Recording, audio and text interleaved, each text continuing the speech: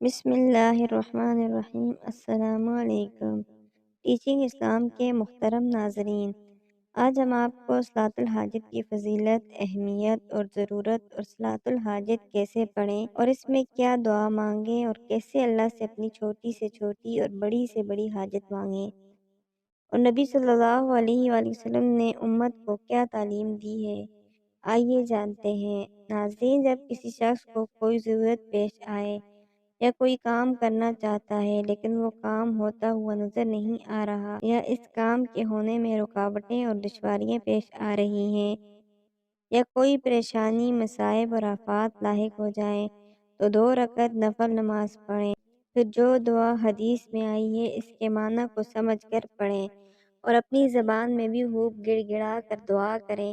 انشاءاللہ اس کی ضرورتیں پوری ہوں گی، رکاوٹیں دور ہوں گی، دشواریاں آسان ہوں گی اور پریشانیاں رفع ہو جائیں گی۔ رسول اللہ صلی اللہ علیہ وآلہ وسلم کا معمول مبارک تھا، جب کوئی اہم مسئلہ، ناگوار بات یا کوئی پریشانی پیش آتی تو فوراً آپ نماز کی طرف لپکتے۔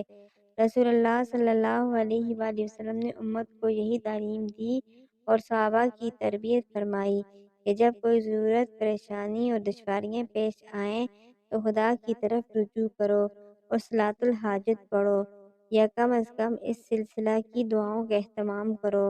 حضور صلی اللہ علیہ وآلہ وسلم نے بتایا کہ ظاہری اسباب ضرور اختیار کرو، لیکن تمہارا یقین اور بھروسہ اللہ جل شانہ کی ذات پر ہونا چاہیے۔ اسباب اختیار کرنے کے بعد دعا کرو کہ اے اللہ، میرے اختیار اور بس میں جو تھا اس کو کر لیا۔ آپ یہ اسباب میں تاثیر پیدا کرنے والے اور ان تدبیروں کو کامیاب بنانے والے ہیں، لہٰذا میری تدبیروں کو کامیاب فرما دیجیے۔ اسی کی تعلیم دی ہے۔ حدیث شریف میں ہے، اللہم ھذا الجہد وعلیک التکلان، اے اللہ، میری طاقت میں جو کچھ تدبیریں اور اسباب تھا میں نے اختیار کیا، آپ ہی پر بھروسہ ہے، آپ ہی اپنی رحمت سے اس مقصد میں کامیابی عطا فرمائیے۔ اللہ تعالیٰ نے اسباب اور تدابیر اختیار کرنے کی اجازت بلکہ حکم دیا ہے، لیکن اسباب کی تاثیر اور تدابیر کی کامیابی اللہ کے قبضۂ قدرت میں ہے، لہٰذا انسان کی نگاہ صرف اسباب تک محدود نہ رہے بلکہ اسباب کے پیدا کرنے والی ذات پر ہونی چاہیے۔ ان اسباب میں تاثیر اور تدابیر میں کامیابی کی دعا کرے۔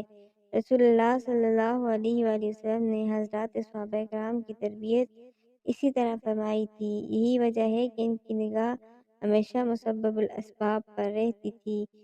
صلاۃ الحاجت کی دعا اور طریقہ۔ رسول اللہ صلی اللہ علیہ وآلہ وسلم نے فرمایا، جس کو کوئی حاجت پیش آئے، وہ اللہ سے یا کسی انسان سے، یعنی وہ کسی اہم مسئلہ میں براہ راست اللہ تعالیٰ سے دعا کرنا چاہتا ہے یا کسی بندے سے کوئی چیز طلب کرنا چاہتا ہے، مثلاً قرض لینا چاہتا ہے، خیال ہے کہ اللہ جانے وہ دے گا یا نہیں، تو خوب اچھی طرح وضو کرے، پھر 2 رکعت نفل نماز پڑھے، پھر اللہ کی حمد و ثنا کرے اور نبی صلی اللہ علیہ وآلہ وسلم پر درود بھیجے، پھر یہ دعا پڑھے، لا الہ الا اللہ الحلیم الکریم، سبحان اللہ رب العرش العظیم، الحمد للہ رب العالمین، اسألک موجبات رحمتک وعزائم مغفرتک والغنیمة من كل بر والسلامة من كل إثم، لا تدع لي ذنبا إلا غفرته ولا هما إلا فرجته ولا حاجة هي لك رضا إلا قضيتها يا أرحم الراحمین۔ کوئی معبود نہیں سوائے اللہ کے جو بردبار ہے، پاک ہے وہ اللہ جو عرش عظیم کا پروردگار ہے، اور تمام تعریفیں اس اللہ کے لیے ہیں جو سارے جہانوں کا پالنہار ہے۔ اے اللہ، میں تجھ سے تیری مہربانی کو واجب کرنے والی، تیری بخشش کو موقع کرنے والے اعمال کی توفیق اور ہر نیکی سے بلا مشقت کی کمائی اور ہر گناہ سے سلامتی مانگتا ہوں۔ اے اللہ، میرے ہر گناہ کو بخش دے۔ اے نہایت رحم و مہربانی فرمانے والے، میری ہر فکر اور ٹینشن کو دور کر اور میری ہر ضرورت و حاجت کو جو تیرے نزدیک پسندیدہ ہو پوری فرما دے۔ مذکورہ طریقہ پر نماز پڑھ کر اپنی ضرورت خوب گڑ گڑا کر اللہ تعالیٰ سے مانگیں اور یہ عمل برابر کرتے رہیں یہاں تک کہ ضرورت پوری ہو جائے یا دل اللہ پاک کی مرضی اور قناعت پر راضی ہو جائے۔ یہ سب سے بڑی دولت ہے۔ بندہ کی دعا ہر حال میں قبول ہوتی ہے یا اسی کے مثل کوئی دوسری چیز دے دی جاتی ہے یا عبادت بنا کر نامہ اعمال میں لکھ دیا جاتا ہے اور بندہ کے دل کو مطلوبہ چیز کے نہ ملنے پر مطمئن کر دیا جاتا ہے۔ اگر حاجت و ضرورت کسی بندے سے متعلق ہو تو بھی مذکورہ عمل کرنے کے بعد اللہ تعالیٰ سے خوب عاجزی کے ساتھ دعا کرے، اے اللہ اس بندے کے دل کو میری ضرورت پوری کرنے پر آمادہ فرما دے، کیونکہ تمام بندوں کے دل اللہ تعالیٰ کی دو انگلیوں کے درمیان ہیں، وہ جدھر چاہتے ہیں پھیر دیتے ہیں۔ پھر دعا سے فارغ ہو کر اس بندہ کے پاس جائیں اور اپنی ضرورت پیش کریں۔ اگر ضرورت پوری ہو جائے تو اس بندہ کا بھی شکر ادا کریں اور اللہ کا بھی شکر ادا کریں۔ اگر ضرورت پوری نہ ہو تو سمجھیں کہ اللہ کی مرضی نہیں ہے، اللہ تعالیٰ حاجت روائی کا کوئی دوسرا انتظام فرمائیں گے۔ ہر ضرورت کے لیے صلاۃ الحاجت پڑھی جائے۔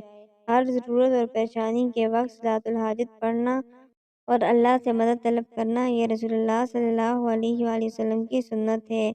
جب بھی حضور صلی اللہ علیہ وآلہ وسلم کو کوئی تشویش کا معاملہ پیش آتا، کوئی پریشانی لاحق ہوتی تو آپ سب سے پہلے نماز کی طرف دوڑتے۔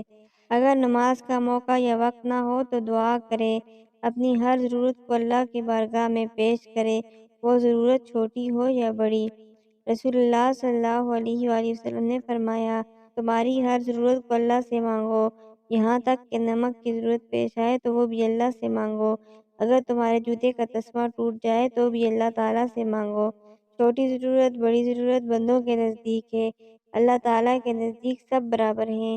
اللہ کے نزدیک ہر کام چھوٹا اور اس کے لیے ہر کام آسان ہے۔ اس لیے کامل یقین کے ساتھ اللہ سے اپنی حاجت اور ضرورت کے لیے دعا کرنی چاہیے۔ اللہ پاک دعا مانگنے والے کو پسند فرماتے ہیں۔ آخر میں اللہ پاک سے دعا ہے کہ اللہ پاک ہمیں اپنے علاوہ کسی کا محتاج نہ کرے اور وہ دنیا و آخرت میں رسوائی سے بچائے۔ آمین۔ اگر آپ کو ویڈیو پسند آئی ہے تو لائک ضرور کریں، اس سے میری حوصلہ افزائی ہوگی اور آگے دوستوں میں شیئر بھی کریں، اور اگر آپ چینل پر نئے ہیں تو چینل کو سبسکرائب کریں اور بیل آئیکن کا بٹن لازمی دبائیں تاکہ میری ہر آنے والی ویڈیو آپ تک بآسانی پہنچ سکے۔